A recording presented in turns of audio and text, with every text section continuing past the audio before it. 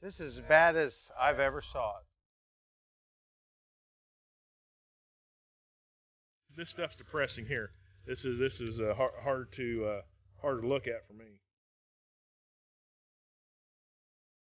That isn't enough to do the crop any good. We're beyond repair on the corn.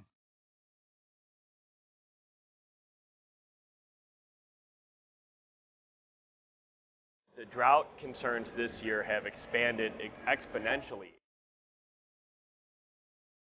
The crop I planted right now, I have more invested in this crop than I have invested in any other crop in my life. People don't realize we have no boss and we have nobody to help us. The hog operations are going to be really hurting because they need to feed corn. The poultry is really going to be in a squeeze because they need to, that's all a chicken will eat is corn. And the dairy guy has to feed corn to get his cows to produce lots of milk.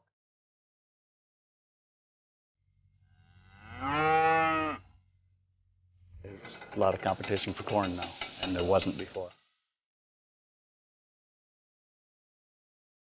And the ethanol industry is allowed to continue to make alcohol, the crop is going to get ate up, and it's not going to go into food.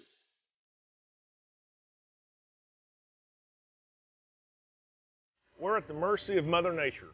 Some people ask me why I don't gamble. Well, I gamble every day. That's just the way it is when you farm.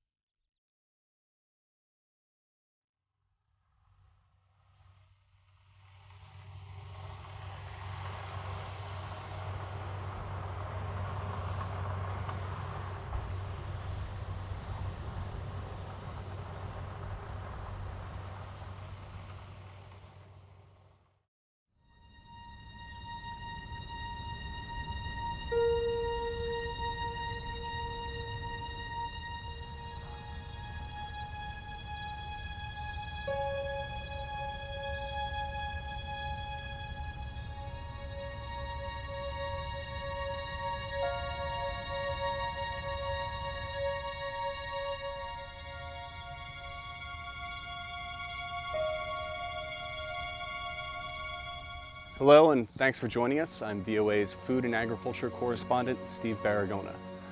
2012 has been the warmest year on record and the driest since 1988. Drought stretches across about 2/3 of the country as of October, and it's hit some of the nation's most fertile farmland.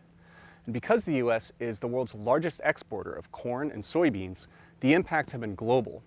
The price of these commodities has hit new highs on global exchanges, which has been raising the cost of feeding livestock in particular. In this program, we're going to look at the effects on some American farmers, and we'll also be looking at some new technologies and some old ideas that may help blunt the impact of future droughts.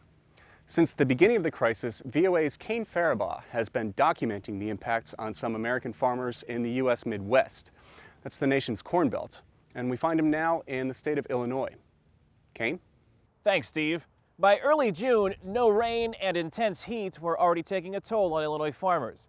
Illinois is one of the top corn-producing states in the country. McLean County, Illinois, was one of thousands of counties eventually declared a disaster area by the U.S. Department of Agriculture. But signs of trouble here were already appearing early in the growing season. In this year's record-setting heat, under the hot summer sun, McLean County, Illinois farmer Matt Hughes' crops are wilting. Well, we do have a good root system. It's just nothing going through it. Each day without rain clouds brings new disappointment and worry for Hughes. The crop I planted right now, I have more invested in this crop than I have invested in any other crop in my life. Hughes says that's because with commodity prices at all-time highs, so is the cost of seed and fertilizer. Now, he's watching his potential profits evaporate. This is the one year that can make or break a lot of farmers. June was one of the driest months on record in many parts of the country, depriving corn stalks of much-needed water during pollination. And this is some of the most productive ground in the world. It's not like I'm going to make a choice to not produce it because I think we're going to have a drought. We produce it, we take what we can get. It's kind of waiting to grow again. As old as these plants are, they should be quite a bit taller yet. They should be almost as tall as me. And you can see how stunted they are right now this time of year.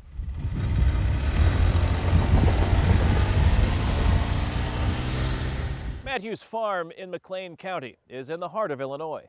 And while it might have seemed bad there, it got worse the farther south you traveled. By early July, the weather had taken its toll on farmer Alan Bowers Jr. and his family, who watched their corn crop disintegrate. This is as bad as I've ever saw it.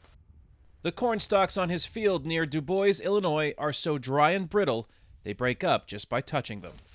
And when you crunch it up, this turns into dust. None of the stalks are producing usable corn. There should have been a silk and an ear starting to shoot out, but right there is what your ear is. Because of the drought, thousands of hectares of his farm are in similar shape. It's very devastating. I mean, you get up in the morning and you think it might be another 13 months before we get a paycheck. The corn and the soybean crop is our paycheck. In mid-July, Bowers made a heart-wrenching decision. Faced with a near total loss of his corn crop, he decided to cut it down. We are making what they call corn silage out of this for the animals, for the cows, and if you wait till it's completely dried up, it won't even make suitable feed for the animals. So we have to do it in a timely fashion before the hot temperatures and winds dries it out anymore and turns it completely to just, you might say, dust. Dust is the consistency of much of Bowers' farmland, exposed to the wind now that the stalks are cut down. It's all just powder like sand, you might say. Some of the only stalks left standing are for crop insurance adjusters to inspect. Alan Bowers and his wife Lori are hoping for a modest insurance settlement just so they can make ends meet until next year. People don't realize we have no boss and we have nobody to help us. And it's tough. You have to work together. You have to work with a husband and a wife and family, and together try to work through it. The remaining land on the Bowers farm is filled with soybeans. The outlook for production is just as grim. And this year I don't think there's going to be anything much to harvest at all. Lori's husband Alan says if next year is anything like the present, he isn't sure the farm that has been in his family for 4 generations can survive. It will be probably 5 times as challenging as what it is this year. The challenges of harvesting drought-damaged corn was already evident to farmer Bruce Nation by late August. He was already in his fields in Taylorville, Illinois, harvesting mostly hardtack. Yeah, this stuff's depressing here. This is hard to look at for me. Most of the ears of corn that managed to grow in his fields are much smaller than normal because of the drought. Smaller corn means less to sell, which cuts into Nation's bottom line. Probably, I don't know, maybe 30 kernels on that whole thing. That's what we're up against. And watch your moisture running. Nation was also up against the risk that comes with planting and growing when the costs for seed and fertilizer are at all-time highs. We're at the mercy of Mother Nature. It's just, some people ask me why I don't gamble. Well, I gamble every day. That's just the way it is when you farm. As he takes to the fields to harvest, this year about a month ahead of schedule because of the drought, Nation is watching that gamble in real time. Thanks to an internet connection in his tractor, he keeps a close watch on the rapidly changing price for his corn and soybeans. I watch them every day. I have a consultant that helps me on my marketing. He watches it every hour. Commodity traders on the floor of the Chicago Board of Trade are also keeping close watch over the rapidly changing prices, including GrainAnalyst.com's Matthew Pierce. The drought concerns this year have expanded exponentially as we've approached harvest, and some of the pro-farmer numbers that we've seen recently have shown much more damage than was even expected. Pierce says the outlook for both corn and soybeans gets worse by the day and has global implications. The U.S. exportable surplus is dwindling by the day. and China, Japan, South Korea, and Mexico are going to be most directly affected by that. We're at all-time level highs on corn and soybeans. That really hurts everything over the long haul. You know, everybody's going to feel this effect, including nation's neighbors. But despite all he faces, Bruce Nation will not call this year's drought a disaster.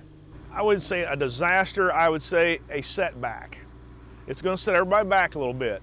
But you know, the farmer has got a heck of a human spirit to him, and he's going to keep right on plugging. Next up are his soybeans. With a little more help from Mother Nature in the form of rain, that gamble might pay off for Bruce Nation.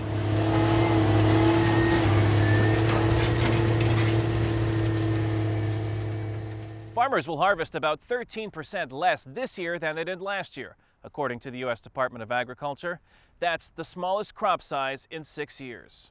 All of this comes at a time when demand for U.S. grains are at an all-time high worldwide. Most U.S. corn goes to feed livestock, so the smaller crop size means the cost to feed those animals is up. Meat prices are expected to increase about 4% over the next year or so here in the United States.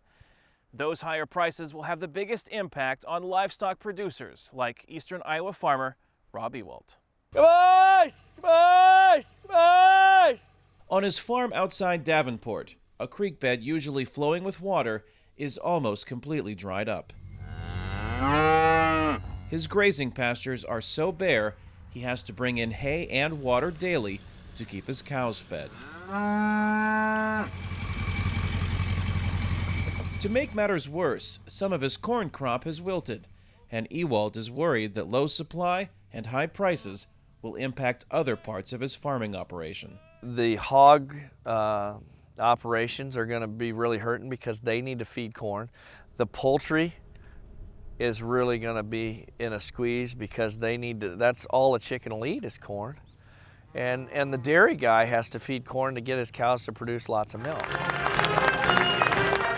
While campaigning in Iowa, President Barack Obama announced the U.S. government would buy up to $170 million worth of pork, chicken, and lamb to help those producers affected by the drought.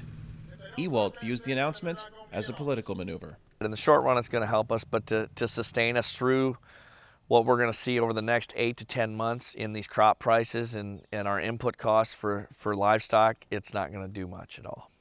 To add insult to injury, not only do those crop farmers have to worry about harvesting that crop and keeping their animals fed, they also have to worry about how that crop is transported.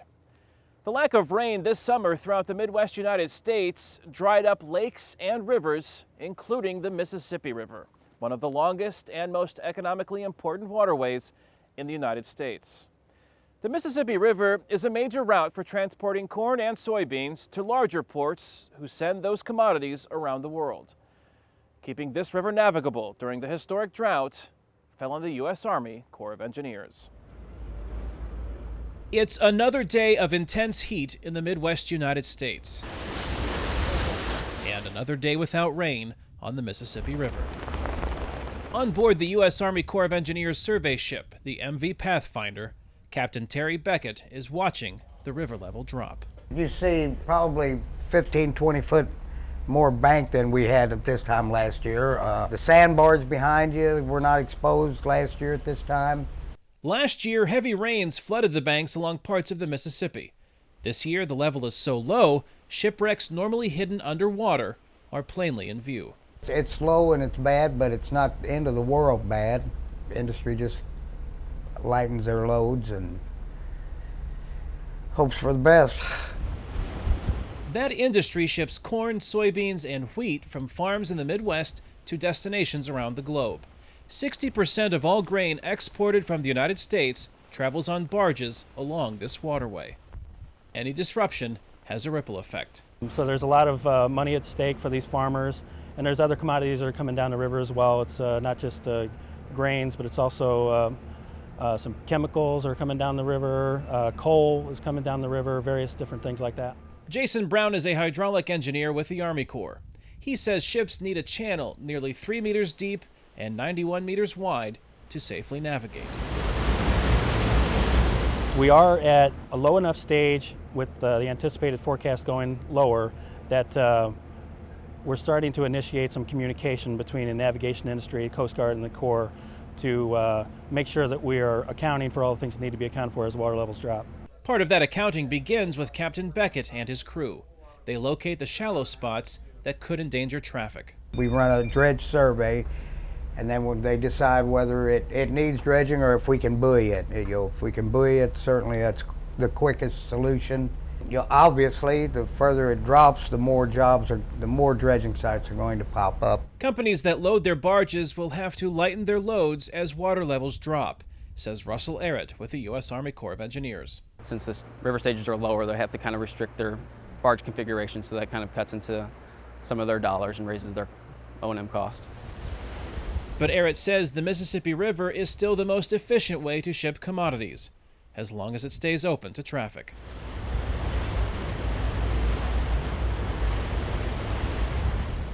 As farmers watched the skies and the river levels this year, they also watched a relatively new player in the corn market. The production of ethanol fuel for cars now consumes at least a quarter of the U.S. corn crop.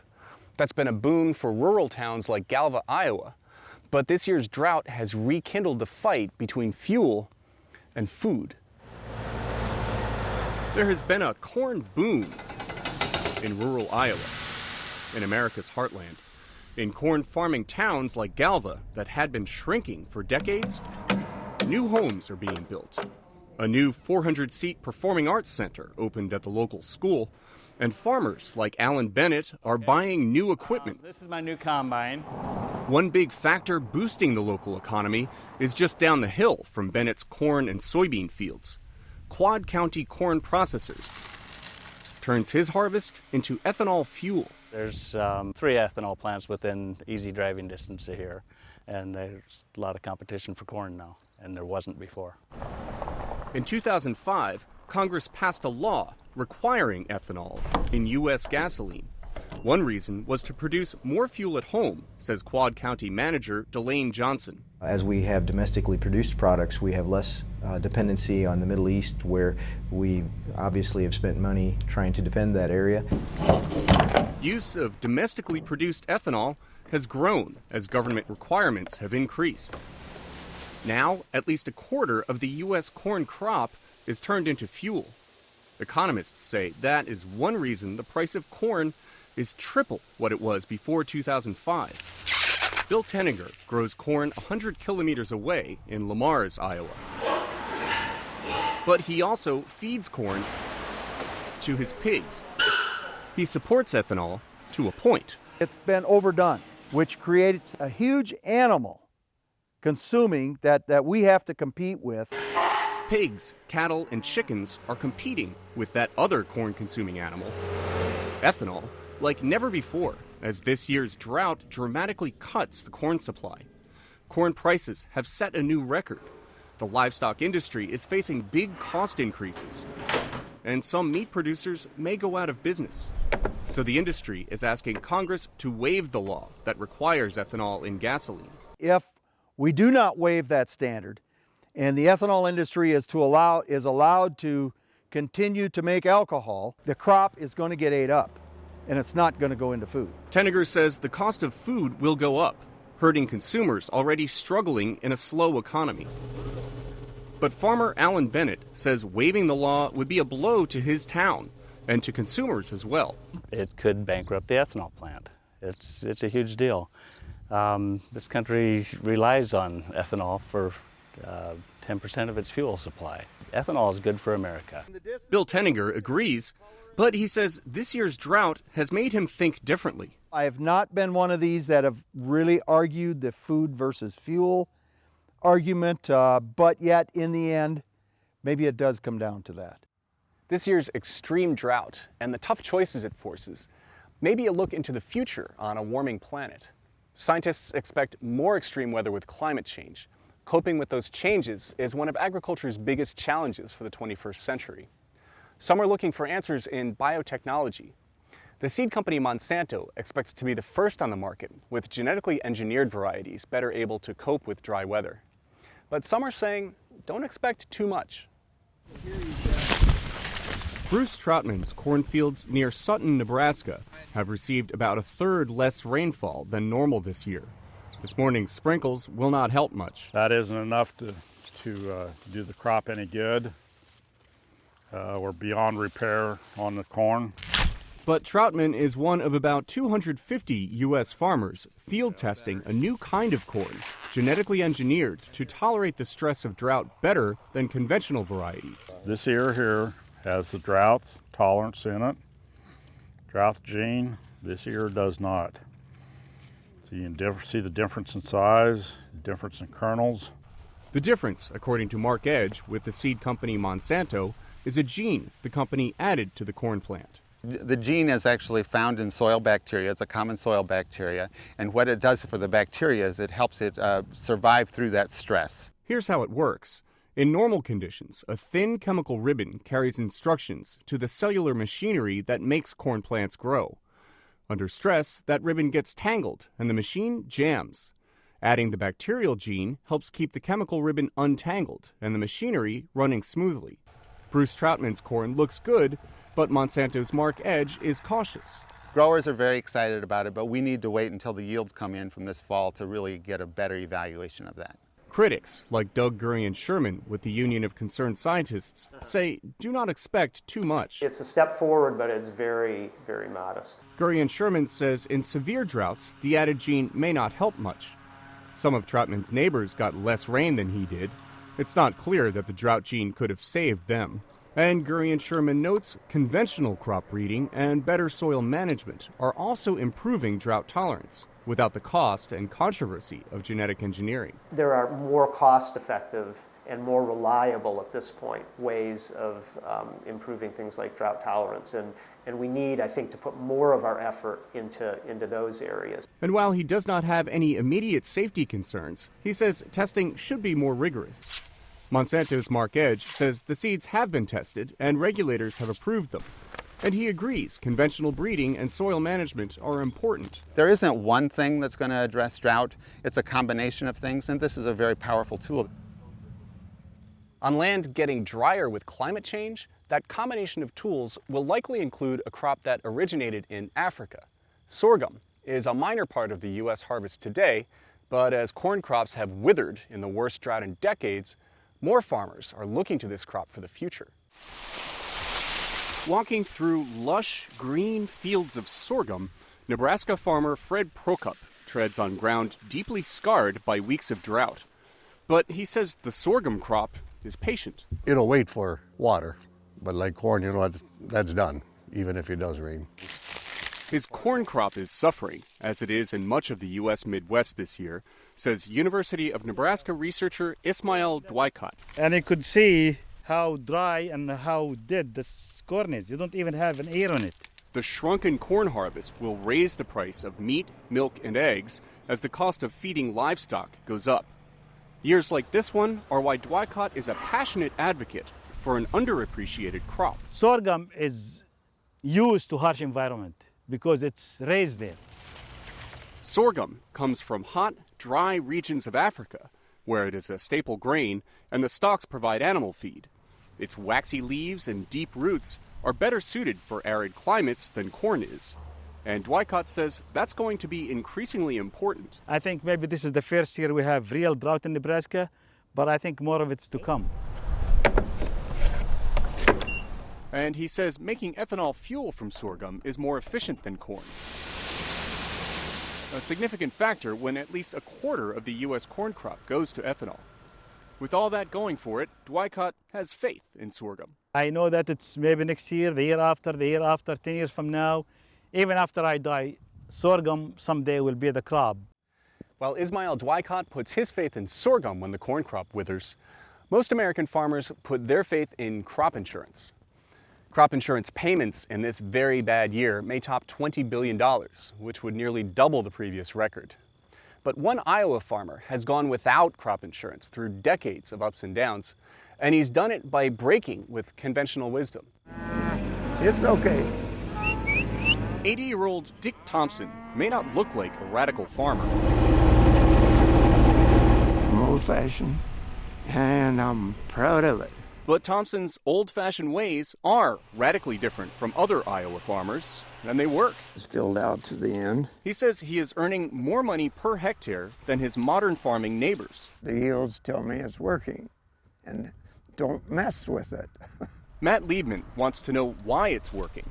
His research fields at Iowa State University mimic much of what Thompson does. The reason we're doing this is because of what he's doing.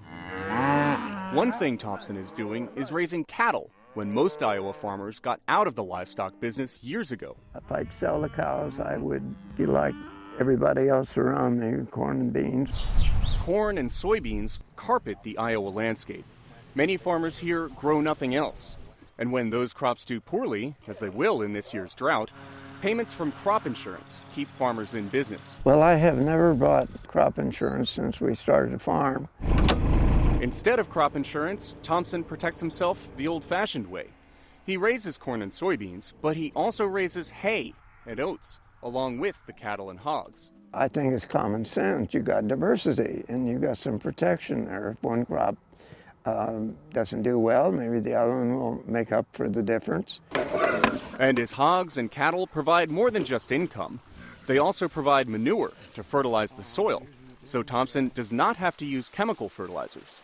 And the manure helps the soil hold water, another form of insurance in a drought, says Iowa State University researcher Rick Cruz. It really adds to the condition of that soil that does favor crop growth, particularly under stress conditions, and that's the kind of conditions we're experiencing this year. Conditions farmers everywhere will face more often with climate change.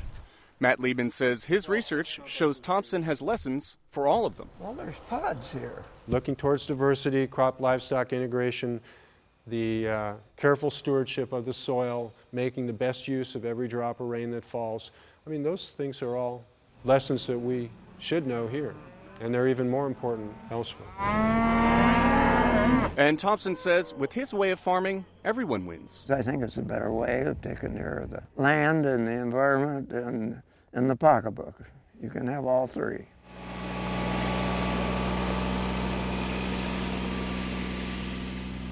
Consumers' pocketbooks will feel the impacts of this year's historic drought, especially as the price of meat goes up in the coming months. It will take a large harvest in the southern hemisphere to replenish the depleted grain supplies. But in a world where the demand for food crops is soaring with increasing population and increasing prosperity, many experts do not expect the prices to return to where they were just a few years ago. That's good news for farmers when they have a crop to sell, but those high prices raise the cost of everything else it takes to grow that crop. Rent on farmland is up. So is the cost of fertilizer to make the most of that land. So farmers preparing next year's crops already expect a more costly harvest. One thing they can't expect is the weather. But one thing they're hoping for much more of next year is rain. For Steve Baragona in Washington, I'm Kane Fairbaugh in Illinois. Thanks for joining us.